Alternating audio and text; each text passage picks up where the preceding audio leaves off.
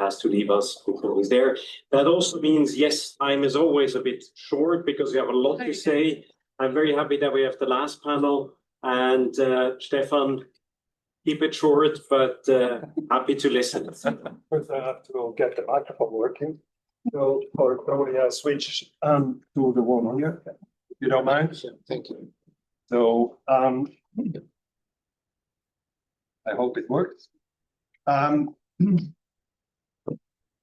To introduce our round of practitioners here, I like to start a little bit back 2 years ago, 3 years ago. I spent a lot of time on such conferences and events like today. And most of the things I have heard personally, I have heard already 3 years ago. So I want to put a bit of the focus on what is the human in the loop of all this discussion today. So recently, Pope Leo has presented quite an interesting paper who said, okay, technology should serve humans and not the other way around. And when I ask you some question later, I would put a bit of emphasis on, okay, did we ask for all this innovation? Do we want that? What's in for me? What is the difference when I do business with a digital bank than when I do with a traditional bank? So I want to probably put a spotlight on some other aspects that we have heard today. And so then I hope now it's better. It's better. So let me start to introduce this panel. Like I said, 2 years ago, artificial intelligence had shifted from a specialist topic to a civilizational one. Governments legislated, schools ban it, industry recognized around it, or reorganize around it, and philosophers and even a pope, as I said, debate what it means to human. So amid the noise, practitioners are shipping products, building businesses, and testing what works. This panel stays with the practitioner's perspective, builders, educators, platform architects, and market specialists, and aims for a candid view of what's real, what's overhyped, and what Indonesia and Switzerland can build together.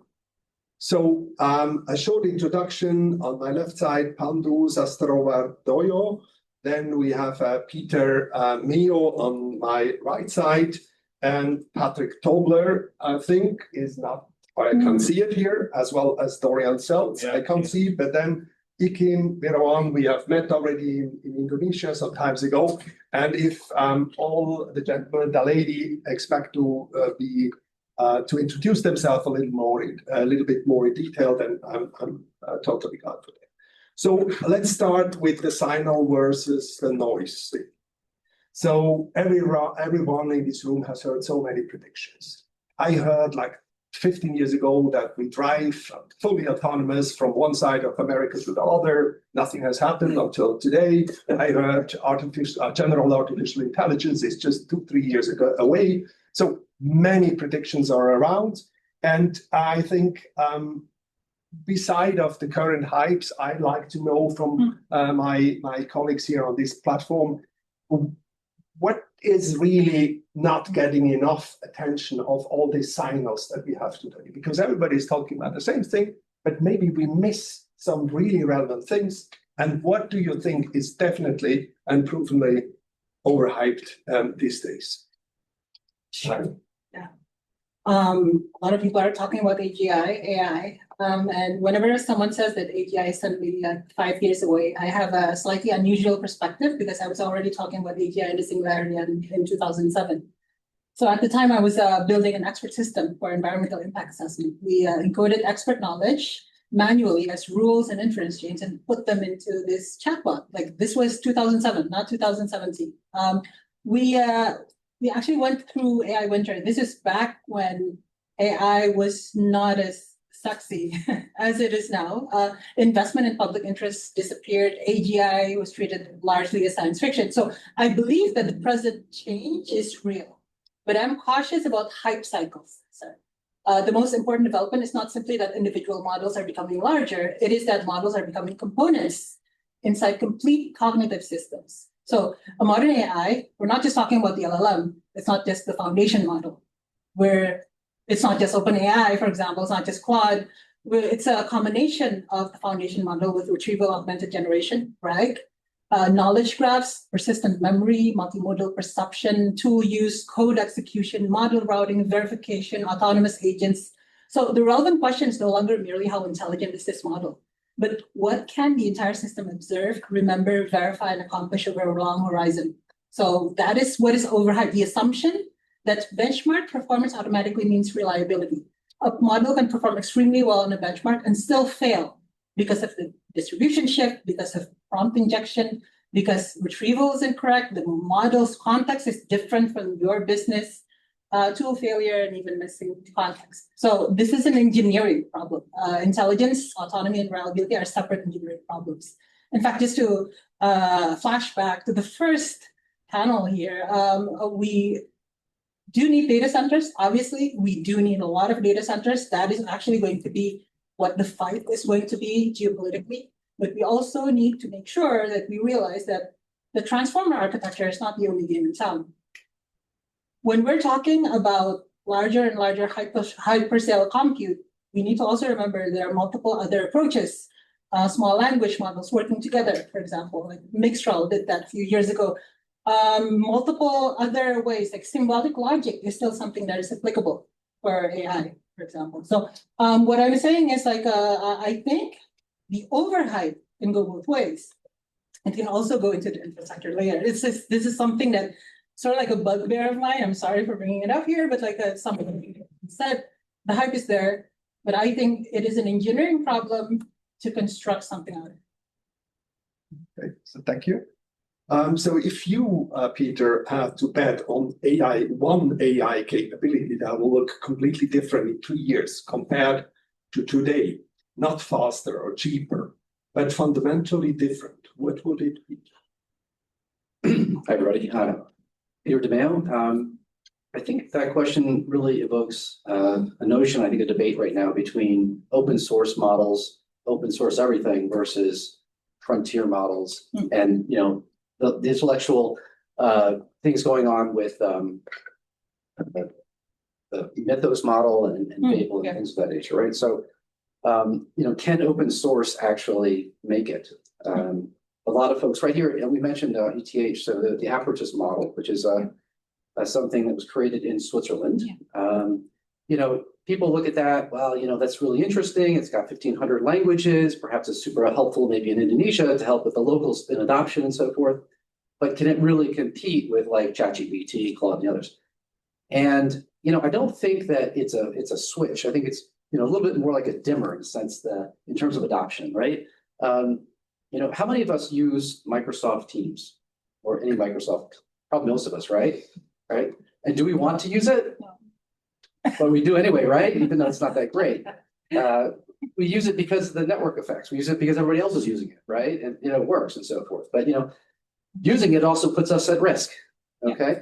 For example, I think it was last year, Microsoft published their legal enforcement report that basically said in Switzerland, just for pointer, out of like 480 different requests from the US government, 77 of those resulted in data transfer of Swiss individuals back to somebody in the US, right? And part of that is because of something called the US Cloud Act. And are you familiar with the US Cloud Act? This is 2018. Basically, if you're a US entity or controlled by a US entity, they can get your data. And it doesn't matter if that data physically is stored here or anywhere else. It doesn't matter, okay? If you're a US entity, so all the hyperscalers, so Microsoft, AWS, and so forth. So when we think about like getting it's Apertus now, right? So Apertus, of course, is not going to be the same as ChatGPT or Claude or what have you, but it does have something that they do not. Okay, it has, if you think about it, like a safety deposit box. Safety deposit box. You have a key, right? You can get your stuff out of there. But so does the bank. The bank has a key, of course, and they also control it. They build it. They know what's going on in there. And this concept is something that was brought forward when it comes to sovereignty in 2023 by a Swiss legal team, where they introduced this concept of operational versus technical assurance. And so we think, sovereignty in the sense of, hey, it's here, it's all good, the data's here, it's all good. But actually, who's controlling that data? Who's controlling the operations against that data? We talk about policies and procedures, and like, we promise operationally not to take your data, but you still can. And so technical assurance is like, hey, I'm going to use things like encryption. I'm going to use different, technologies to prevent you from doing that, right? And so, getting back to Apertus for a minute, okay? So if you have the ability to use a completely open model, you know how it was built, you know how it was trained, you know how it's deployed, you know how it's being governed, okay? The regulators, which you talk about trends, it's no longer just show me, it's prove it to me, okay? And if you're a bank, if you are a market infrastructure player, if you are a government, if you are any regulated entity, you're going to have to prove what's coming into that model is what you think it is and what you're saying it is. And so we'll see, you can't really trust a black box, right? But if you are able to control and the leverage of your model, okay, you can actually dispense with the risks that are associated with it. So getting back to Apertus, I feel that even though it's kind of small, the next one, Apertus 2.0 is coming out. I think it's going to be like almost 1 trillion parameters. We're going to see open source really taking on the frontier models in a way that allows true sovereignty from a data perspective, an operational perspective, and a technical perspective. Based on that, you say it's a matter of trust also, even if we have a lot of policies in place. So my next question is a bit more about ethical AI regulation. We heard a lot of our policies and FINMA, rules. So the EU Act, for example, is already in place quite a long time. From my perspective, many companies, most of it, they just ignore it. Especially companies from the US, they simply ignore that. And I don't see that a lot of things change. In Indonesia, you start to build also kind of a regulation for ethical AI, for how things should be done. What do you think is the right way to go? To go with, larger regulation like this EU Act, building individual regulation in countries like Indonesia, to give a maximum freedom to the companies to do whatever it's possible to do, and then later try to regulate. What is your position to ethical AI and the way to regulate the whole industry and the future of AI? Okay. Yeah, I think AI is impacting many people's lives at the moment. Like people are losing jobs due to AI, although it may be just temporary, and it could be right that AI will actually create more jobs in the future. But yeah, it could. I think it depends on the regulation that the government is implementing. Yeah, so yeah, I think that's my take on it. Yeah, I don't really know about regulations. Yeah. Okay. Yeah. So positively, or do you think it's more, limiting the further development, or is it okay in order to set some guidelines right now before it's too late? I think if it's just for company operations and business, they don't really need any guidelines. Yeah, but if it's like concerning about data and other more other impact to the society, there may be regulations. But for now, I think for business use, they don't need the regulations at all. Yeah. Yeah. So you have also asked to get an opinion? Sure. So what I think is important here, and I really appreciate your answer, because it actually highlights one thing, like businesses need to be flexible and need to be able to build their models without over-regulation, right? And sovereignty, like sovereign models, is actually a very important point in that.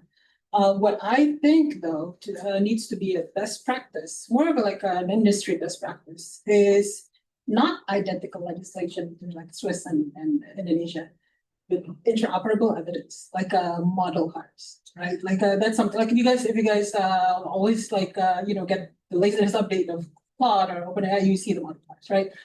There's a certain format that is required. There's a data set lineage. There's a lot of people out there claiming they have open models, including some people in Indonesia saying, "Oh, we have an open model. It's just open weights." The thing is, you don't have the data sets. Data set lineage is actually the lineage of each data set is actually very important. The evaluations that are documented, incident reporting. Once it's out there, are there incidents? Are there reports? Are there reports from the users? Right? So stuff like that. So a lot of this is actually because like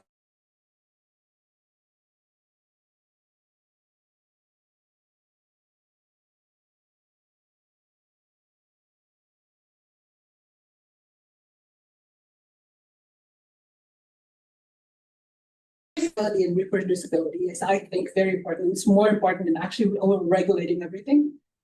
Putting it as an industry standard, putting it as something that you can accept, making sure that your systems aren't biased towards a government or people. I think that's more important. So when you go back, I just come back, when you go back in history, when industry has introduced new machines and new technologies to the people, they always said, we don't need any regulation until something has happened. Usually very serious things has happened. And then we said, oh, okay, let's regulate a little bit and then a little bit more. But now we have a chance to go a little bit deeper before it happens, what I just explained before. So if you could introduce one binding rule for AI, developed globally, not a principle, not a guideline, but an enforceable rule, what would it be? Okay, well, this is working. Yeah, cool. It's working. I'm taken back to the most recent World Economic Forum. And do you remember the speech that Brian Carney gave with respect to the middle powers? So ASEAN and Switzerland. I'm an American, so Not really. I'm not really middle. I don't like to play it like I am. You need a cowboy. I'm sorry. Where I'm going with this is, there's a lot of dominance between, let's say, the US right now in this space and China as well. Okay. And so if you're just, riding along, they're going to define everything for you, right? But the opportunity here for the middle powers to collaborate on sort of like joint frameworks and I think about train tracks, get the rails right, get them to the same diameter so that everybody can have, trade and so forth, kind of building on your point about interoperability is really absolutely key. But the next thing is to have some real teeth. I think the EU AI Act does a really good thing with respect to risk. You have all these individual components that can do certain things. Oh, I can build a tool to help with, say, hiring. They'll scan candidates. Another one could rank them. Another one could participate in sending the email and so forth, right? And individually, those things don't really mean a whole lot. They're pretty, summarization, whatever. But here's where it gets interesting. With a technology called MCP, which is an integration technology, right? You can now wire these things up in ways that they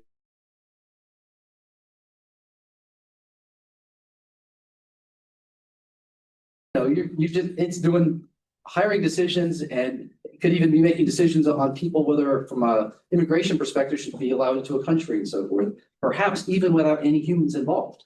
Okay, so it gets back to 2001 Space Odyssey with HAL 2000, like making all the decisions, right? Having an understanding of, dimensions of risk. Okay, so looking at it from the perspective of governance and proportional governance, okay? And when you have something that's wired up that actually can do something pretty significant, for example, there's irreversible outcomes, there's severe threats, there's data sensitivities, there's access to internal systems. These kinds of things really start to raise the envelope, and you're not going to have to raise the bar. You're not going to have one monolithic regulation or compliance framework. You're going to have a patchwork. The point is that they should be compatible, right? And the kinds of things that they should think about is bounding those risks. Okay, so you have the concept of least privilege. That means that your agents and so forth cannot simply just do whatever they want to do, right? They're going to be controlled in a deterministic way where, they're going to be isolated. They can only access to these tools and they can only access to this network and so forth, right? So you sort of bound these things in a way they don't do so much damage, reduce the blast radius, right? And then there's identity, right? So do agents have identities? But soon agents are going to be buying stuff. Like, get back to the blockchain for a minute. Like, that's a great use case. But how do you identify these agents? And who should do that? Okay. This is a current topic, I think. And I would say that those identities should have people involved. Okay. So they should have privileges. They should have authorizations. Those things should be controlled. They should be reviewed. They should be audited. Did this agent do something on its own, or were they delegated, or were they instructed to? Okay, these kinds of things put some control around these guys. And then, if I may, 2 more points. From a human perspective, we are so used to using generative AI and we're so used to trusting it, right? That when we get something out, we kind of like rubber stamp, like, boom, this is good. Okay, say, rewrite this email because I just want to I'm really pissed off and I want to take the tone out, make me sound like really nice and respectful. Cool. And you copy paste, and you know what? Next thing you know, you said something perhaps you didn't want to. So having a human at the critical junctures where, again, you have decision points where, harm could be done if a decision was taken the wrong way, or it's irreversible and so forth, those checkpoints are super important. And then lastly is training, enablement of all of us using AI. For example, when you have responsible use, it should be, hey, you are talking to an agent. And then gives you the option, I want to now talk to a human because I don't want to talk to an agent. That's always the first thing I always do. And then, people need to understand agents or AI hallucinates, right? We kind of know this intrinsically, but how can we identify it? How do we know that there hasn't been a prompt injection and everything that we're talking to is completely malicious? There's a whole lot of these different areas. So when I think about regulation, the EU AI Act, it's these very fundamental topics. And how is it going to work? How are we all going to bring these digital twins or digital humans into the fold and have teams of us and them and all work together in ways that's just not going to blow up in the end? So at the end, it's quite a complicated rule that you have explained us. There's a lot of things to do in the next few years that we get there. So to close this discussion, I really want to know, what is the real value today, what is already created by AI? We are talking always about the huge potential and many things can be done in the future, but what is the real value created today? So I had an interesting interaction with a friend of me, and he asked me, I had a diagnosis of my son's cancer today from the hospital. And it is really a sad event, and I don't know if I want to trust this 99% of the artificial intelligence who has helped to do this diagnosis. I would prefer to have 100%, and I want to prefer to have a human involved. So I see a lot of superficial things that they look like AI, but at the same time, they are a bit of mechanical. There is still a lot of manual intervention in the background. So what do you think from the industry experience that you have? What is the real value that it's already generated with it? Yeah, so about 5 years ago, we worked with a client whose headquarters is in Ireland, but we work with their Asia Pacific region company to predict. They're an ingredient manufacturing company, a food ingredient manufacturing company. So we use at the time IBM Watson to predict the trend of the food trend. So we take the data sources from various sources, from social media and other sources, and we use machine learning to predict the food trend. So at the time, we successfully predict black cheese to trendy before it hits the peak, so that the manufacturing company can manufacture the black cheese in time. So that's one of the use case that we did, and because of its success, it rolls out to other regions, including Europe and Middle East and Latin America as well. So, and on the industrial level, so manufacturing and all that, do you see also already concrete results from this artificial intelligence investment we did? Because there were huge investments we did over the last few years. So I would expect some return on invest too. So what are, physical or relevant results that we see from all these investments already? I think it's already there. A lot of the manufacturing AI are physical AI, and obviously, like that's already been around for many years, right? Robotics, right? But if we're talking just in terms of the context of current like AI, like right now, AI sounds very narrow. Everyone's talking about LLMs. But like so first of all, I actually came from an ecosystem where AI bots have like made millions of dollars on their own. I helped crypto become legal in Indonesia back in 2018. So I started the Indonesian Blockchain Association. And our ecosystem is actually filled with a lot of AI projects that are building things. Now, is that valuable? That's the question, right? Just gathering money and like people gambling on it might arguably not be valuable. But at the same time, what they're doing is actually doing economic activities. Like one of the projects that I help with, it's called Keelbase. Allows you to build a company with a single prompt and just populate it with AI employees, right? So there's many projects like this out there, and like when we're talking about industrial AI, yes, the value is already there. When we're talking about generative AI, I think the value is in the productivity of individuals within companies, and that's already very apparent.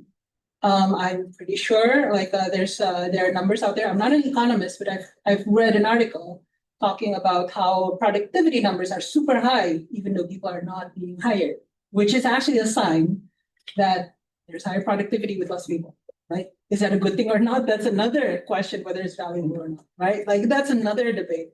But what I'm saying is like I think like the key here is allowing these AI agents to be sort of like part of society, to be part of our like business conversations in like ways that are more autonomous.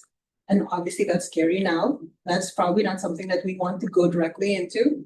But when you think about it, it does make sense. When you see the product, I mean acceleration is basically in the sense that I believe that the singularity will actually bring good to people, and AGI and ASI are not something to be scared of, and that's where this entire conversation is heading towards.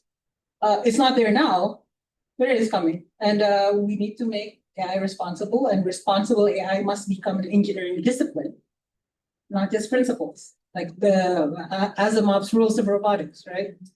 So it should actually be embedded in the way we create these things. So one last sentence. We are already, I think, beyond half an hour. Sorry. But please, one last sentence to the topic. I was going to get the last word. Right. I promise I won't be long. No, just the whole discussion about like use cases, right? I was thinking about one of the projects I worked on my company was with Bayer, and the use case was, hey, in Africa, how can we improve planting, harvesting of crops so that we don't have a huge waste? And I had no idea what this was about in the beginning, right? So apparently you have to predict how much you're going to produce, okay? And if you miss that, you lose a lot, not only lost revenue, but you also lose, let's say, guarantees that the buyer was making and so forth. Sure. So we had a project working with them to help farmers, if you will, get a better handle on where they should plant, when they should plant, and all this kind of thing. Think about Indonesia with all the palm and how something that could basically deal with weather prediction, geospatial models really come together with like flood models and everything else to really help make better decisions on that. And I think this is a transferable type of use case. And all we're talking about is ingesting open source models, by the way, Prithee is one we used, okay? And just putting basic data science behind it and coming up with, projections, and then we call sort of like rear facing or going backwards in time to see how it did, what did the model predict? Hindsight, it's called. And then how did the model, actually do against reality, right? And then once you have a certain, say, confidence level, you then go forward and project into the future. So this is stuff that's actually happening. Google's got this thing with floods and so forth. You may have seen it online. So these are real practical use cases today that I think have real benefits, not only for industry, but also for people, small individual farmers, and, for countries where you have a lot of small businesses and a lot of people that, quite frankly, should have access to this technology. The democratization of it is kind of important. And I think I'd just conclude on the last point here is that as a government, governments should be obliged to create markets. Okay, they should be leaning forward, creating the sandboxes, making it accessible, just like universal service for telecom back in the day, for World Wide Web, which by the way was mentioned right here, and for AI. So democratization in the end, right? Good. So I keep my last word as the devil's advocate in this round today, and I really recommend the last publication of Pope Leo that I mentioned. I'm from a different belief, so I don't have any connection to this Pope, but this is probably the best literature I have read through in the last few years about artificial intelligence and our future. What we're going to do, which is really in favor of us, because technology should serve humans and not the other way around. And we forgot in this discussion very often, even if we have found a few realistic, nice examples, but in most of the cases, we are discussing on a very generic level, which we don't know what the outcome will be. And I think to have also a philosophical approach to this, think, okay, is that really in the favor of us as humans, what we can do? And is that the right way to go? Is that the right way? How much money should go into this industry? Sorry to be so impolite and ask this question. This is a very relevant question we should face, that we do not discuss the same topics again in 3 years when we sit here again. Not like the 3 weeks ago and 6 years ago when I heard more or less the same discussion. So that's my last word as the devil's advocate. Sorry for that, but I hope that creates some discussion for the apéro later. Thank you very much. Thank you very much to the panel, Stefan, also for the personal note. We come to the end.